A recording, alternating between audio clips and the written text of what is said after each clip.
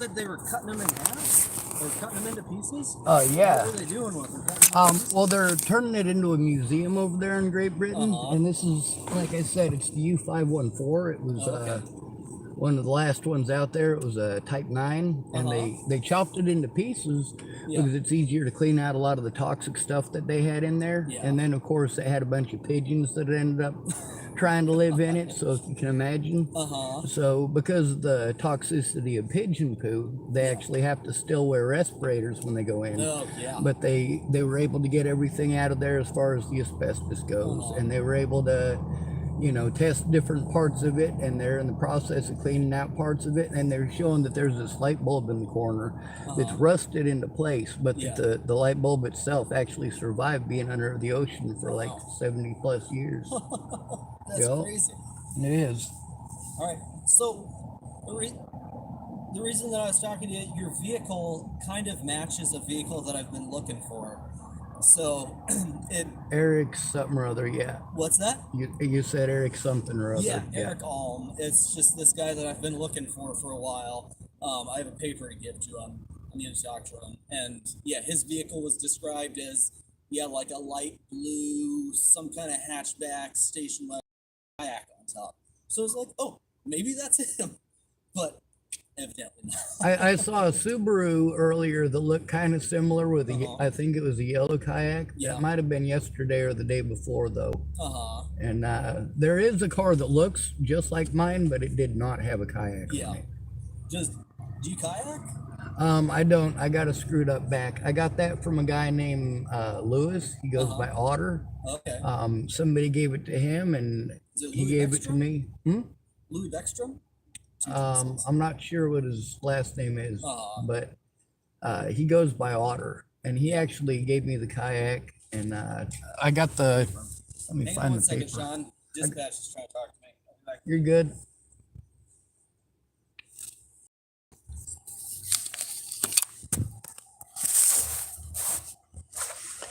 Anyway, so they're looking for someone named Eric something or other. I guess my car kind of meets the description. I was about to explain to him about how I got the boat license thing so I could ride my boat, but I gotta find that actually. I think it's in my man purse.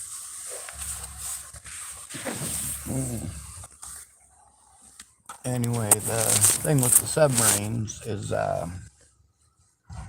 when they took it apart after pulling it up out of the bottom of the ocean, like they'd been looking for it for a while. They even showed when the Navy divers came and took all the actual warheads off of the torpedoes, and then they exploded them, and they showed that on there too. I think they have one on the Discovery Channel. It's pretty similar. One I was wanting to research tonight, though, is it's called a milk cow. It's the Type 14, and it's a German U-boat. And the British had one that was similar in World War I, but I can't find the name of it. And that's the one I'm trying to look for because it's got a more of a rounded bow. It kind of looks like somebody took one of the pointed U-boats with a pointed deck, and then they put like a giant inner tube on it or around it and then inflated it. I mean, it looks big. And it's built along very similar lines to the Type 14.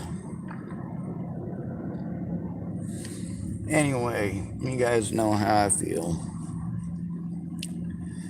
I've had to deal with a lot of corrupt cops, so I try to treat the cops that I speak with like they're people. But of course, I got to deal with a lot of violent people. All right, Sean, I'm sorry about that. Sorry you're to good. bother you and take up so much time. You're good. I'm very interested to hear about those subs. That was cool. Absolutely. All right, take care, Sean. You be safe, and thank you very much for being respectful. All right.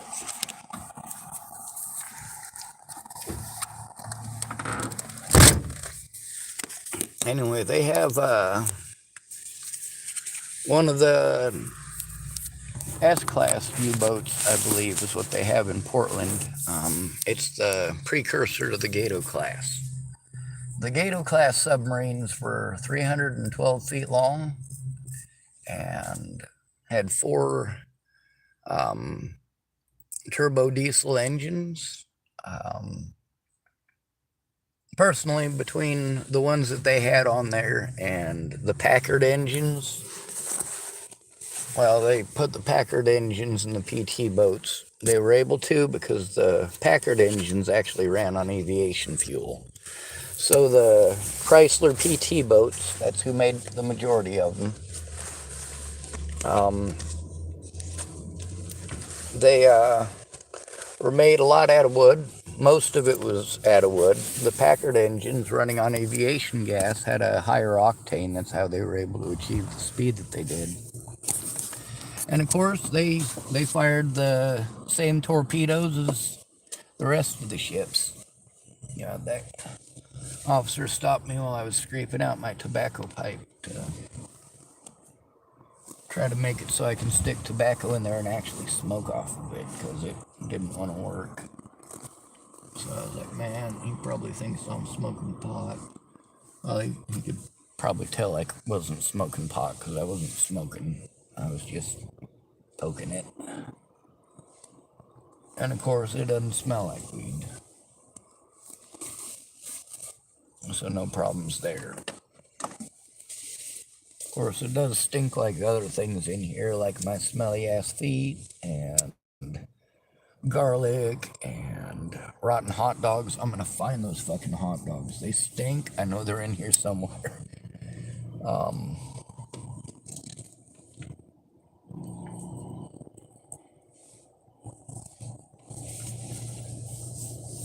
But yeah, that's kind of how my night's going. They're looking for a feller looks similar to me, or his vehicle looks similar to mine, described similar.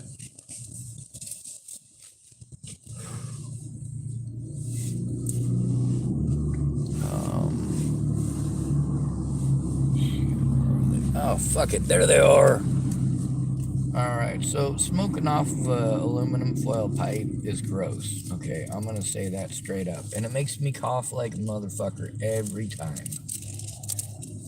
It doesn't matter, you know, how much I scrape it or clean it or anything like that. It's just nasty. And I think it might have something to do with the burning of the aluminum and whatever else coating is on it, because it's not just aluminum.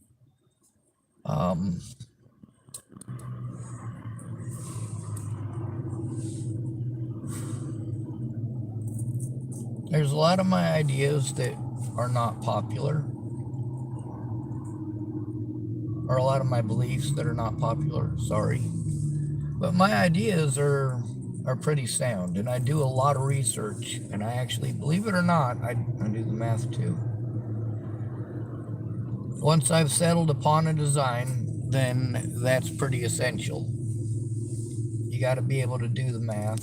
You got to know what you're doing, what you're talking about, where you're going, and what it's going to cost. Now, I was looking at the milk cows, and they're not literally milk cows. They're the Type 14 submarines were, basically it's the tanker version. It's like,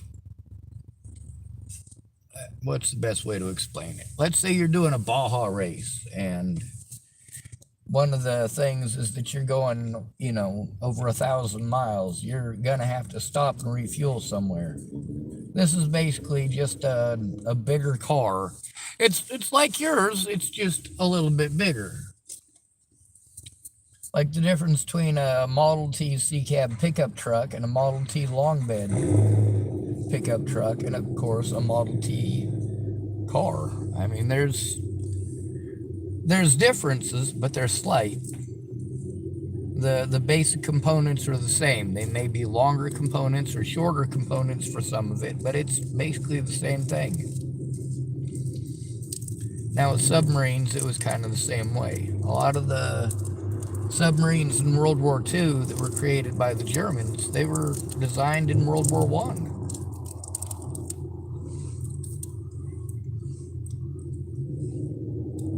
The Type 2 German U-boat and the Type 1 German U-boat, they had later variations in the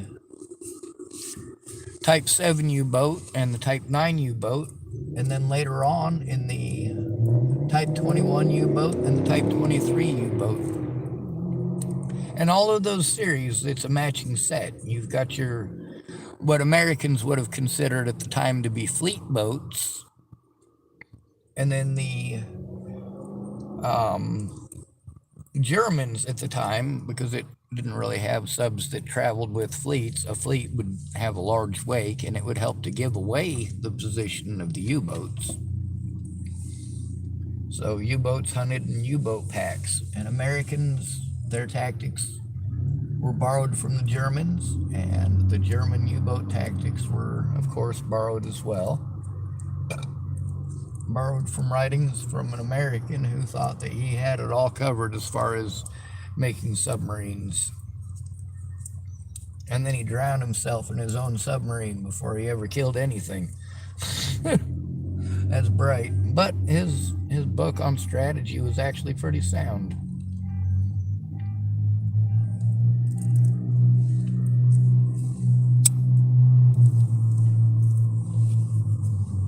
And of course, for the South, commerce raiding would have been a godsend for them. The more that they were able to steal and raid and re-procure, because them Southerners don't want to admit that they thieved. They just call it something different and say, bless her heart. But you get what I'm saying. They got too much pride to admit it's wrong. Or they tell themselves, God must think it's all right to do it in this particular situation, or he wouldn't have put me in such a pickle. It's cute. The Southern mind is a frame of mind that is taught. It is not a natural way of thinking. Most of our thinking ain't natural ways of thinking. Like, you get horny, right?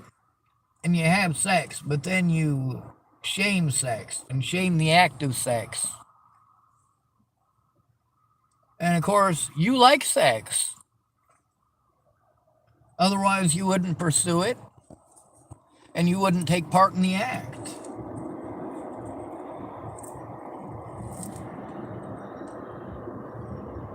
All growing up, I've had men tell me that women don't actually get horny, they just pretend to, so they can get stuff out of us. Now, that is such a screwed up way of thinking.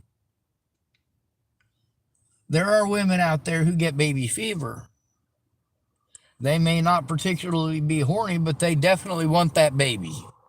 And they're going to take what it gets. Or do what it takes to get that baby. There are also women out there who won't date a man unless he's got a particular size of you-know-what and it actually functions. Lanny Engeline, she said, you know what, I'll date a guy in a wheelchair as long as his dick works.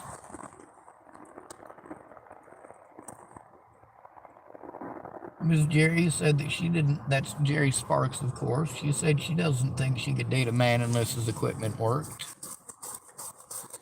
Of course, that got nothing to do with the officer or this Eric Ohm feller. That was the sheriff's department, by the way. And like I said, I've been trying to steer clear of them so they don't do something fucked up. That officer didn't do anything fucked up.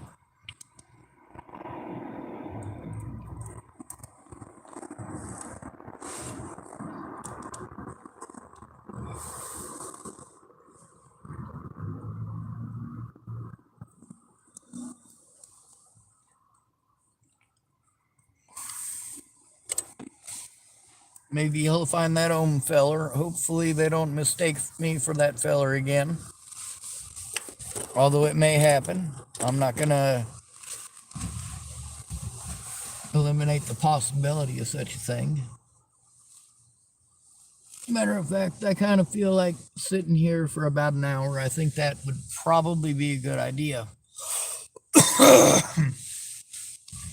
That way, whoever they're looking for, if I'm driving around, I might get confused a second time, or is that guy more than likely checked in with dispatch because you may know where you're at, and God may know where you're at.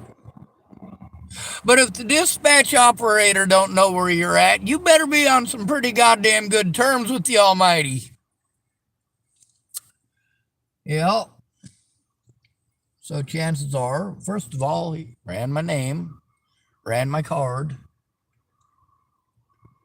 So, of course, the next thing after running it, which verifies, first of all, he has to tell them where he's at and the information about the contact. And, of course, he's got to radio it in, get the information back, bring me back my card, and then afterwards he's got to go fill out an after-action report. Or he's supposed to. That doesn't mean that he's gonna. I'm not going to pretend that a cop is doing his job when I'm not present, because I don't know. I hope they're doing their jobs.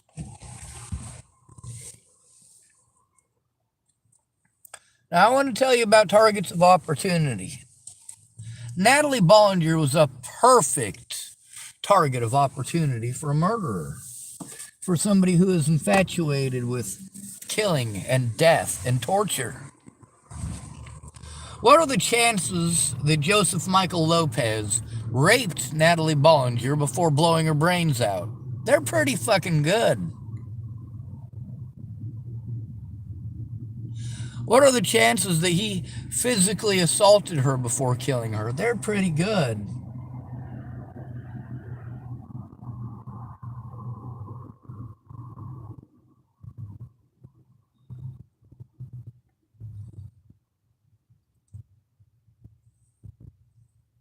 What are the chances that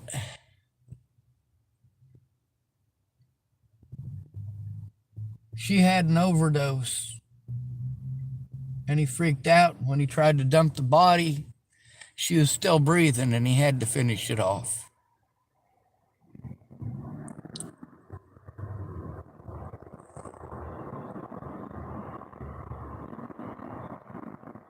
What are the chances that he stole her purse as a prize? What are the chances that he killed other people instead of just Natalie? And it was a perfect setup too, and that's the problem that I have with all of Natalie's predators pretending like I would hurt them. It sets them up the same way that it set Natalie up. Now anybody can kill them and get away with it, because they created a scenario where I'm going to be the first one looked at, just like Natalie did.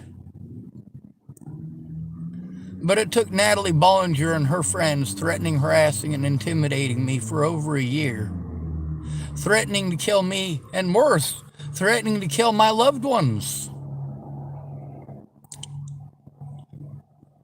Horrible men who, Natalie Bollinger, unlike me,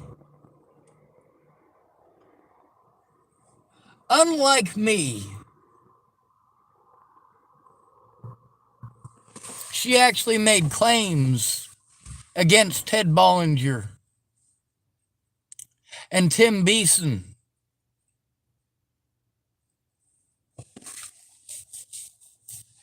And Joey Moreno.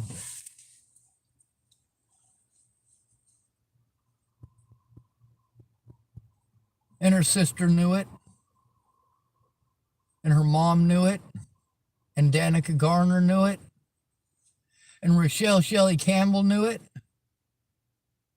And Maddie Bowen knew it. And Troy Bollinger knew it. And Jennifer Farina Bollinger knew it.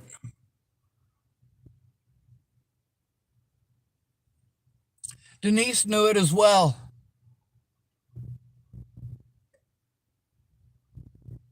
So did Miss Daniels. So did Bobby Forrest.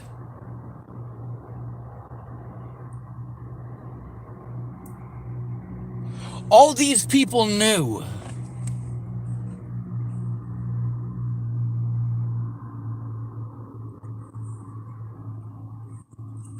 In order to create effective change, we have to be willing to make sacrifices. You're goddamn right. I have sacrificed most of my life already for the safety and preservation of human lives.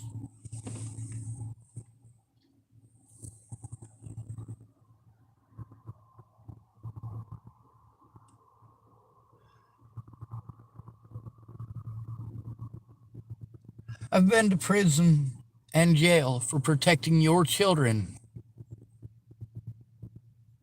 for protecting your loved ones, the ones you threw out to the wolves, the ones you wish you could forget about.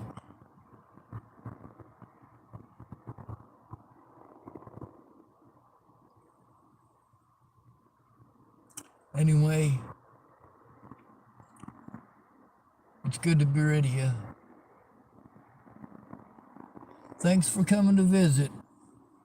Stay out of trouble or don't get caught. Remember, you are your brother's keeper. And no victim left behind.